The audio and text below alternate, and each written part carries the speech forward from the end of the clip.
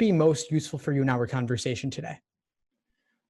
So I'm going to be taking my LSAT in June, and so far I've sort of been doing a lot of like self prep. I haven't really, I heard mixed reviews about like Kaplan and stuff, so I was just wondering like what the benefits were to like a one-on-one sort of, I guess, program in preparing for the LSAT versus like these big classrooms where you come in with your books and depending on whether or not that's more effective. If you could speak to that at all. Yeah, sure. Well, first, let me ask you this. What do you feel is missing from your prep? Um, I mean, I would say it's just more monotonous of taking a bunch of different practice tests over and over again. Sort of being able to put myself in the right mindset of actually walking in on test day, because anybody can get, you know, a 161 or a 171 on a practice test. So that ability of just walking in and knowing that I could do that when it actually matters, I think is something that I'm kind of lacking. Yeah. All right. Well, we've got a couple of things right there. So first off, taking exam after exam is exactly what you don't want to be doing. That's a Okay. recipe for burnout, and you're wasting valuable practice material. This relates to what I call the obsessive practice exam narrative. The idea that taking exam after exam after exam is going to lead to some miraculous breakthrough or some spotting of some hidden patterns, when in reality, you've got to slow down, take fewer exams, and review them in excruciating detail. The second Okay. thing you mentioned about mindset, of course, a traditional in-person class is not going to be able to speak to your personal mindset because you're not having the chance to have those one-on-one conversations. You might raise your hand in front of a room of people, except you don't because of fear of looking dumb, but you're also covering whatever the agenda is for that day, which is Right. typically, we have this syllabus, we have this curriculum, we have to go through these exact things. And maybe you're at one point, another person's at another point, and the instructor kind of has to cater towards the middle of the group. And the middle is typically getting people from the 140s to the 150s, or the low 150s to the high 150s, but typically not too much beyond that. And so if you're aiming for a top score like 165, 170 plus, the class can't relate to that because by definition, it's got to cater to the majority of the people in the group, or else they wouldn't really be serving the needs of the majority of students. Right.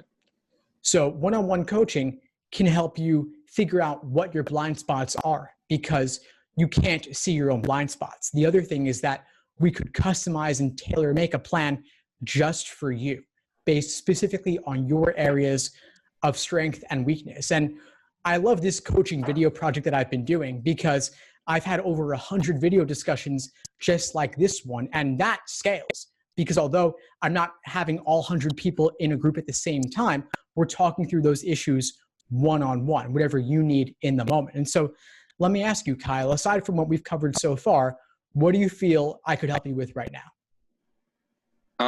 I mean, I feel like the one subject that I'm pretty sure it's a kicker for a lot of kids is, or just test takers in general, is logical reasoning, like mind games and the certain different types of just the ability to like read a question and then associate it with a specific type. Like reading comprehension, that never really fazed me too much. I was always good at that.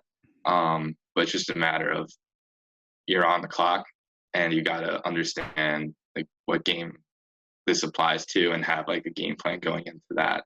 So I think that's always something that when I time myself, I struggle with. When it's sort of like sit back and take it at your own pace, when it's in a book or something like that, I can get it, but it's just going to take a lot longer than the time would allow for. Yeah, I mean, the LSAT, a lot of it is pattern recognition. So we could speak a little bit about that. When it comes to games, you have ordering, grouping, combinations, rare types. And so you want to think, which of those major categories does a particular game fall within? What tasks are they asking you to do? Is it a sequence or a chronology of some kind, or is it group one and group two, or is it in and out? Then in logical reasoning, of course, you have question stem types like strengthen, weaken, necessary assumption, and it's important to be able to properly distinguish between those. But then you also have methods of reasoning in the stimulus and patterns there. So you might have correlation causation issues, or necessary and sufficient condition confusion, or ad hominem personal attacks, or absolute versus relative percentages. So things like that, where there are methods of reasoning that you want to be proficient in, so that when you come across a new question on test day, even if the topic is different, you can relate it back to something you've seen before. So I wouldn't want you to only do questions by question stem type. There's also value in doing full sections and seeing the patterns and the mistakes you're making overall. Okay. What does your review process look like right now? So typically I took my first diagnostic. When you signed up with LSAT, you get that free account. And right off the bat, I got a 161, and I figured, oh, wow, it's a lot higher than I actually thought I would be to start. And so that program usually has, I think I signed up for like every 2 or 3 weeks. It's a main test, but it also takes like your strengths and weaknesses based on how you're doing from each. And the reason I asked about logical reasoning is that seems to be like consistently like high on the priority stakes. And I do feel definitely a lot more confident in them compared to when I first began. But it just seems to be something that, at least timing wise, and like you said, recognizing the different patterns of questioning, that's going to take a bit more work with. But the highest score I gotten was a 170. The lowest was that 161 off the bat, but there's been like peaks and valleys in between. So it's just a matter of like finding the consistency to at least, hit 170, maybe 172. That's what I'm striving for, with also these, self-test prep books on the side. Right. Okay. Have you ever kept a mistake journal to really articulate your thought process for what you're getting wrong or having difficulty with? I have not. I noticed the common themes, but that's definitely something that I'll look into doing in the future. It's important, yeah, because just taking exams and looking at explanations, it's not forcing you to get into your own thought processes. It's really just giving you one person's way of approaching it. But not every way works for every student, especially for games. There are a variety of valid ways to diagram and solve the questions. And so I would recommend always looking at multiple sources, but first reasoning through it yourself and seeing what your most efficient approach might be. Okay, that sounds good. And one thing that I did want to ask, based on your experience with students, is what's like one of the most common mistakes that potential test takers make, whether it's, I guess, in prepping and then also on like the day of, if there seems to be like a different answer for both of those, or if it's the same, then that's fine too. But I wasn't sure if there was like a consistent thing you saw test takers walk into either prep. Yeah, I'll give you 3 of them. We've touched on 2 already. The first one is what I call the obsessive practice exam narrative, taking exam after exam, measuring results, being happy or sad about them, and moving on. And of course, the problem there is that you're wasting valuable practice material and also wasting your time. The second one is failing to properly review to figure out where your misunderstanding stemmed from. Was it the question stem, the answer choices, or the stimulus? If it was the stimulus, what specifically made it difficult or tricky? If it was the question stem, what was that unfamiliar wording that gave you trouble? Oftentimes they'll take a common question type and misrepresent it in a variety of ways. And then the answer choices. What was tempting about the wrong answer that made you pick it or consider it, and what ultimately made it wrong? And what was discouraging about the right answer that pushed you away from it, and what ultimately made it correct? So you have those traps of discouragement towards away from the right answer, and traps of encouragement towards the wrong answer. Okay, I'm sorry, you just cut out a bit. Yeah, of course. No, I don't mind going.